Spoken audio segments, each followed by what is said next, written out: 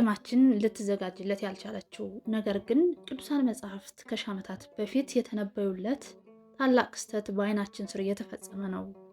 ለዘመናት የስልጣኔ መገኛ የገነት ደጃፍና የኃያላን መንግስት ድንበር ሆኖ የኖረው ታላቁ የኤፍራጥስ ወንዝ ዛሬ ታሪኩን እየቀየረ ነው። ውሃው በከፍተኛ ፍጥነት እየቀነሰ ነው። ከስሩም ለዘመናት ተቀብረው የቆዩት ሚስጥራዊ ፍርስራሾች፣ ዋሻዎችና እንግዳ ድምጾች እየተሰሙ መሆኑን መላው ዓለም በድንጋጤ እየተከታተለ ነው። ቅዱስ ዮሐንስ በደሴተ ጳጥሞስ ሆኖ ስለ ዓለም ፍጻሜ ባየው ራእይ ላይ ስድስተኛው መልአክ ጽዋውን በኤፍራጥስ ላይ ሲያፈስ ተመልክቷል።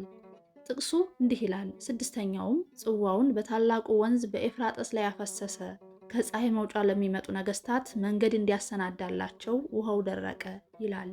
ይህ ጥቅስ ዛሬ በ2026 ካለው ጂኦፖለቲካዊ እውነታ ጋር እንዴት ይገጥማል? ከፀሐይ መውጫ የሚመጡ ነገስታት ሲባሉ እነማን ናቸው? ቻይና፣ ሩሲያ ወይስ ሌሎች ያልታወቁ ኃይሎች? ወንዙ መድረቁ ለታላቁ የአርማጌዶን ጦርነት መንገዱን እንዴት ይጠርጋል? ዛሬ ኤፍራጥስ የሚደርቀው በተፈጥሯዊ ድርቅ ብቻ አይደለም። በስተሰሜን በኩል ቱርክ የወንዙን ፍሰት በግድቦቿ ተቆጣጥረዋለች። በደቡብ በኩል ኢራቅና ሶሪያ በውሃ ጥም እየታመሱ ነው። ይህ የውሃ ሽሚያ ግን ከውሃው ጥያቄ በላይ ነው። ወንዙ ሲደርቅ ታሪካዊው የተፈጥሮ አጥር ይፈርሳል። ከምስራቅ ወደ መካከለኛው ምስራቅ የሚደረገው ወታደራዊ ጉዞ ያለ ምንም እንቅፋት እንዲከናወን ምቹ ሁኔታ ይፈጥራል። በዚህ ቪዲዮ ውስጥ የወንዙን መድረቅ ሳይንሳዊና ትንቢታዊ ምስጢር በጥልቀት እናያለን። አብራችሁን ቆዩ። ከወደዳችሁት ላይክ አድርጉ። ለቻናላችን አዲስ ከሆናችሁ ሰብስክራይብ እያደረጋችሁ ቤተሰብ ሁኑ። ወደ ኋላ እንመለስ። መጽሐፍ ቅዱስ በኦሪት ዘፍጥረት ምዕራፍ 2 ላይ እግዚአብሔር በኤደን ገነት ውስጥ ካፈሰሳቸው 4 ታላላቅ ወንዞች መካከል አራተኛውና ታላቁ የኤፍራጥስ ወንዝ መሆኑን ይነግረናል። ይህም ማለት ኤፍራጥስ ለሰው ልጅ ሕይወት መጀመሪያ የሆነ ቅዱስ ስፍራን የሚባርክ ወንዝ ነው።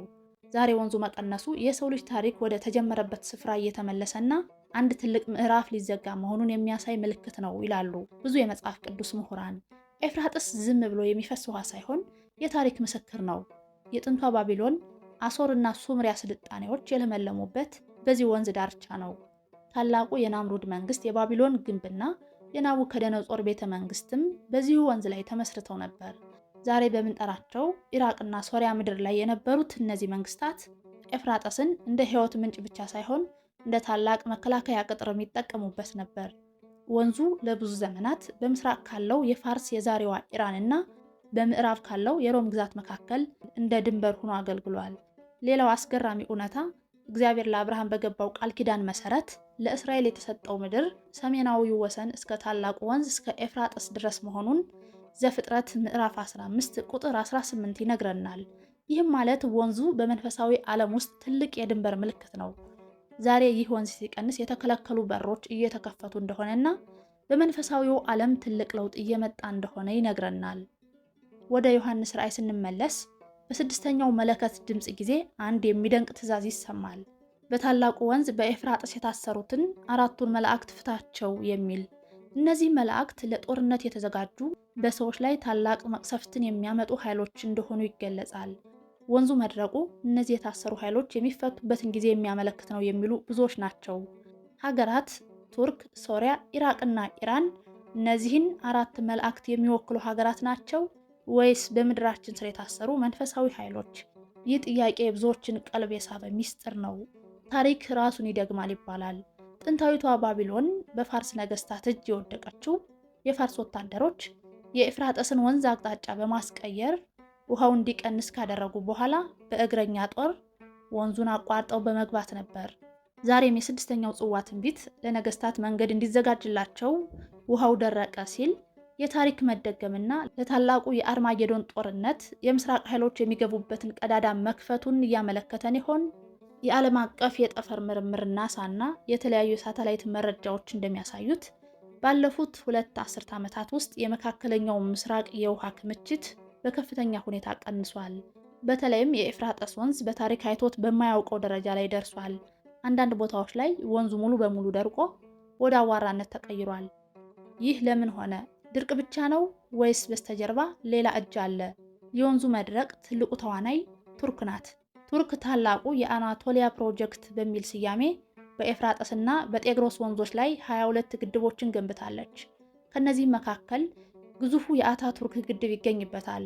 ቱርክ የፈለገችውን ያህል ውሃ መያዝና መልቀቅ የምትችልበት ቁልፍ በእጇ ገብቷል። ይህ ደግሞ በታችኛው ተፋሰስ ሀገራት ማለትም በሶሪያና በኢራቅ ላይ ከፍተኛ የረሃብና የድርቅ ስጋት ደቅኗል። ኢራቅ ዛሬ የሁለት ወንዞች ሀገር የሚለውን ስያሜዋን እያጣች ነው።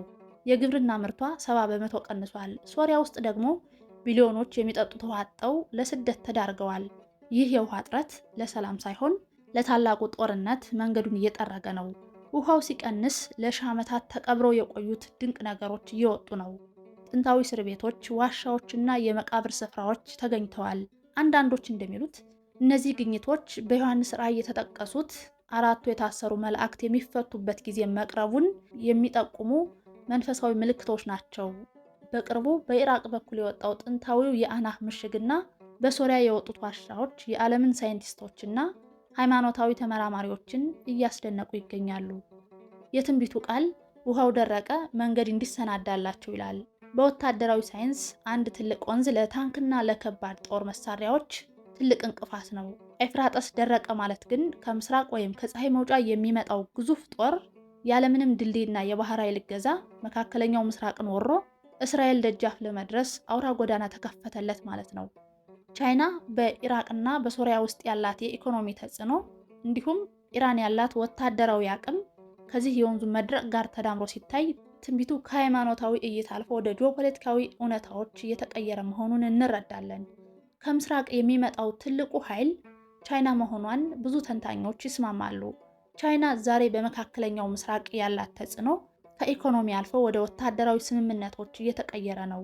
የዮሐንስ ራእይ ምዕራፍ 9 ላይ 200 ቢሊዮን የሚሆን ታላቅ ጦር እንደሚነሳ ይናገራል። በታሪክ እንዲህ ያለ ግዙፍ ወታደራዊ ኃይል ማሰለፍ የምትችለው ብቸኛዋ ሀገር ቻይና ናት። ሩሲያ ምንም እንኳ በካርታው ላይ በስተሰሜን ብትሆንም በትንቢቱ ውስጥ ከሩቅ ሰሜንና ከምስራቅ ከሚነሱ ኃይሎች ጋር ተባባሪ እንደምትሆን ይናገራል። ኢራን ደግሞ ከኤፍራጥስ ወንዝ በስተ ምስራቅ የምትገኝ ቀጥተኛ ጎረቤት ናት። ዛሬ ሩሲያ፣ ቻይናና ኢራን የፈጠሩት ወታደራዊ ጥምረት ለነገስታት መንገድ መዘጋጀቱን የሚያሳይ ትልቅ ማሳያ ነው። ኤፍራጥስ ደረቀ ማለት የኢራን ታንኮች ያለምንም እንቅፋት ወደ እስራኤል ድንበር መቃረብ ይችላሉ ማለት ነው። ምስራቅ ስንል ህንድንም አንዘነጋም። ህንድ በአሁኑ ሰዓት በኢኮኖሚና በሰው ኃይል በከፍተኛ ፍጥነት እያደገች ያለች ሀገር ናት። ነገስታት በብዙ ቁጥር መባሉ አንድ ሀገር ብቻ ሳይሆን ከምስራቅ የሚነሱ የሀገራትን ጥምረት እንደሚያመለክት ይገመታል። እነዚህ ኃይሎች በምዕራባውያን የሚመራውን ዓለም አቀፍ ስርዓት ለመቀየር ወደ መካከለኛው ምስራቅ ይተማሉ። አርማጌዶን የመጨረሻው መድረክ። ወንዙ መቀነሱ ለእነዚህ የምስራቅ ነገስታት መንገዱን የሚከፍተው ለምንድን ነው? ትንቢቱ እንደሚለው ዓላማው ለታላቁ የአርማጌዶን ጦርነት ኃይሎችን በአንድ ስፍራ ለማሰባሰብ ነው። ኤፍራጥስ እንደ ድንበር መኖሩ ኃይሎችን ገድቦ አቆይቶ ነበር። መድረቁ ግን የታገቱት የጦር ኃይሎች እንዲፈቱና ዓለምን ወደ መጨረሻው ጦርነት እንዲያመሩ ያደርጋል። እንግዲህ እስካሁን ያየናቸው ነጥቦች በአጋጣሚ የመጡ ክስተቶች አይደሉም። የታሪክ ምሁራን ወንዙ ለምን ደረቀ ሲሉ ፖለቲካዊ ምክንያቶችን ይጠቅሳሉ። ሳይንቲስቶች የአየር ንብረት ለውጥን ያነሳሉ። የመጽሐፍ ቅዱስ ተመራማሪዎች ግን የትንቢቱን መፈጸም ያመለክታሉ። ዛሬ የኤፍራጥስ ወንዝ በቱርክ ግድቦች ተዘግቶ በሶሪያና በኢራቅ በኩል አልፎ ወደ በረሃነት ሲቀየር ለነገስታት መንገድ ተዘጋጀ የሚለው ቃል ከወረቀት ወጥቶ መሬት ላይ ታይቷል። ይህ ወንዝ መድረቁ ብቻ ሳይሆን ከስሩ የሚወጡ ጥንታውያን ፍርስራሾችና በምስራቅ በኩል የሚታየው ወታደራዊ ዝግጅት ዓለማችን ወደ አንድ ትልቅ የመጨረሻው ምዕራፍ እየገባች መሆኑን የሚያሳይ የዘመን ሰዓት ነው። ይህ ትንታኔ ለእናንተ ምን ትርጉም አለው? በምድራችን ላይ እየታዩ ያሉት እነዚህ ምልክቶች ለውጥ እንደሚያስፈልገን ማሳሰቢያ ናቸው ብላችሁ ታምናላችሁ? ሀሳባችሁን በኮሜንት አጋሩን። ቪዲዮው ለሌሎች እንዲደርስ ሸር በማድረግ የዚህ ትልቅ ቤተሰብ አካል ሁኑ። ሰብስክራይብ ያላደረጋችሁ ሰብስክራይብ ያደረጋችሁ ቤተሰብ ሁኑ። ለዛሬው እዚያ በቃን። በቀጣይ ቪዲዮ እስክንገናኝ ቸር ሰንብቱ።